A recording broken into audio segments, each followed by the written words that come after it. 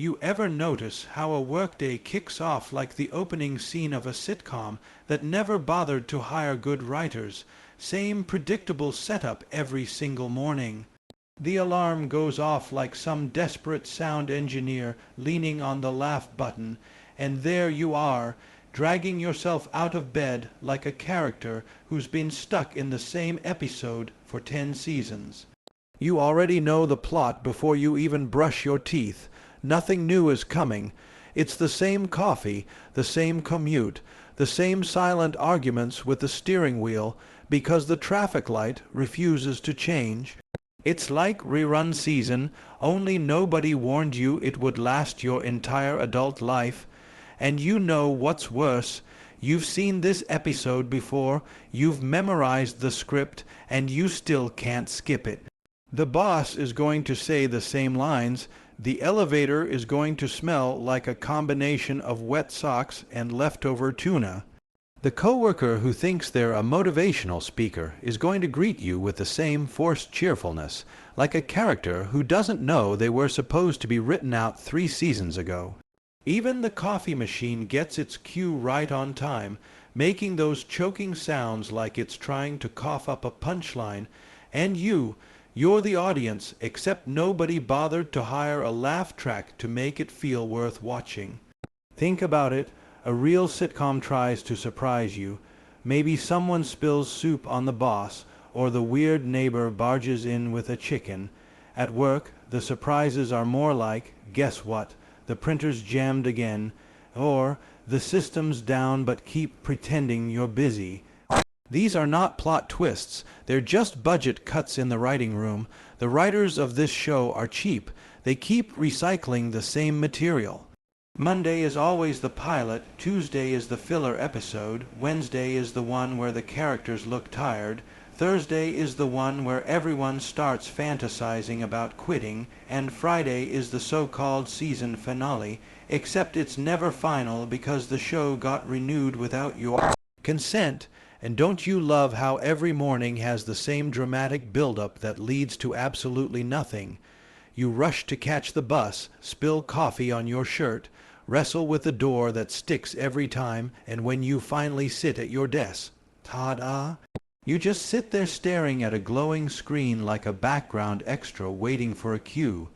There's no payoff, no big reveal, no audience applause, just you, a chair that squeaks louder than your ambitions, and a clock that moves slower than a tortoise with stage fright. The dialogue is predictable too. You can mouth the words before anyone says them. How was your weekend? Too short. Big plans for the week. Just trying to survive. Everyone's reading off the same cue cards. You start to wonder if there's a teleprompter hidden behind the water cooler, and those office jokes, they're like rerun punchlines that weren't funny the first time. Looks like someone's got a case of the Mondays. Yeah, and it looks like someone's got a case of recycled dialogue. The setting never changes either. Same cubicles, same beige walls, same motivational posters that were probably designed by someone who gave up halfway through. You've seen that poster with the eagle soaring over a mountain, right? The one that says, "Success is a journey." That thing's been hanging there since the Clinton years, and the only journey it's taking is from one dusty corner to another when someone finally remembers to clean. Even the plants look tired of being in the same shot.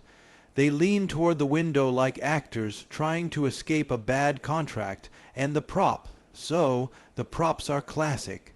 The flickering fluorescent lights, the stapler that jams every time the boss walks by, the coffee pot that tastes like it's been brewing since the Reagan administration. It's all part of the set design, carefully arranged to keep you from noticing that the plot hasn't advanced since your first day. Every morning you walk in, and it's like stepping back into a frozen frame. The only thing that changes is your level of caffeine dependency. The soundtrack is its own masterpiece of monotony. The soft hum of computers, the rhythmic clacking of keyboards, the occasional sigh from someone who just realized it's still only 10 a.m. It's a symphony of boredom. In a real sitcom, this is where a catchy theme song would rescue you. Maybe a little jingle to remind you life can be fun. At work, the closest you get is the microwave beeping like it's begging for character development. And yet, despite all of this, you keep showing up like the loyal audience member you never wanted to be. Because that's the deal, right? The show must go on. You've got bills to pay, rent to cover, and a boss who thinks enthusiasm can be purchased with free donuts on Fridays. So you play your part, you hit your marks, you deliver your lines, and you pretend you don't notice that every episode ends exactly the same way it started, tired, broke, and wondering if there's a way to fast forward to the credits. It's the kind of show that doesn't even try to hide its low budget. The special effects are basically the IT guy rebooting the Wi-Fi for the 5th time. The cliffhangers are emails marked urgent that could have been written on a sticky note. And the emotional arcs, forget it. Nobody's growing, nobody's learning, and the only character development is whether or not you finally figure out how to avoid Karen from accounting on your lunch break. But the real kicker is, no matter how many times you sit through this thing, you keep hoping for that one episode where something actually changes. Maybe today the boss trips over their own PowerPoint. Maybe the vending machine finally gives you 2 candy bars for the price of 1. Maybe the fire alarm goes off and you all get to go home early, but no. The credits roll, the lights flicker, and the next morning you're back on set. Same time, same place, same plot. The reruns never end, and the audience never laughs, and that's the punchline nobody talks about. You're not just watching the show, you're in it. You're the star of a sitcom that forgot how to be funny, stuck in an episode that keeps writing itself long after you've stopped caring. You ever notice how every job comes with its own cast of characters, like somebody somewhere is secretly running a casting agency for the world's dullest sitcom? It's as if the office manager sent out a memo to the universe saying, "Please provide one of each stereotype, we're filming season infinity." And sure enough, they all show up right on cue, taking their places like actors who have been rehearsing these roles since birth. You don't pick these people, you just get assigned to them, like a bad roommate draw where the universe laughs and says, "Good luck." There's always the boss who thinks they're starring in an inspirational drama, but the dialogue is pure comedy. This is the character who delivers speeches with the excitement of someone announcing a free car, except it's about quarterly reports. They strut into the room like they're about to reveal the cure for boredom, then spend 20 minutes explaining why stapling documents on the left instead of the right could change the future of the company. They call it leadership. You call it a monologue no one asked to hear. And you can't escape because you're contractually obligated to sit there nodding like a background actor who's just grateful for the screen time. Then there's the coworker who treats every piece of office equipment like a sacred artifact. You know the type. They hover around the copier like it's an ancient temple. They whisper to the printer like they're asking a wise elder for guidance. If the stapler jams, they hold it with both hands, close their eyes, and take a deep breath, as if the spirit of office supplies demands a ritual sacrifice of patience. Meanwhile, you're just trying to print your lunch menu before your stomach stages a protest, and this person is conducting a full-blown ceremony with a paperclip. Let's not forget the self-appointed morale booster, the one who shows up every morning with a grin so wide it could power the fluorescent lights. They clap you on the back, call everyone buddy, and insist on starting every conversation with, "Isn't it a beautiful day to be alive?" Even when it's raining sideways and the coffee tastes like burned cardboard. They think they're the lovable comic relief, but after a while, their relentless cheerfulness feels like a plot twist gone wrong. It's like being stuck in an episode where the laugh track got replaced by a car alarm, And there's always that mysterious lunch thief, the shadowy character who sneaks into the break room like a secret agent with a taste for leftovers. You label your sandwich, you hide it behind the yogurt, you even wrap it in a bag that says danger, biohazard, and still it disappears. No one admits to it, but everyone knows it's happening. It's the only suspense in the whole show.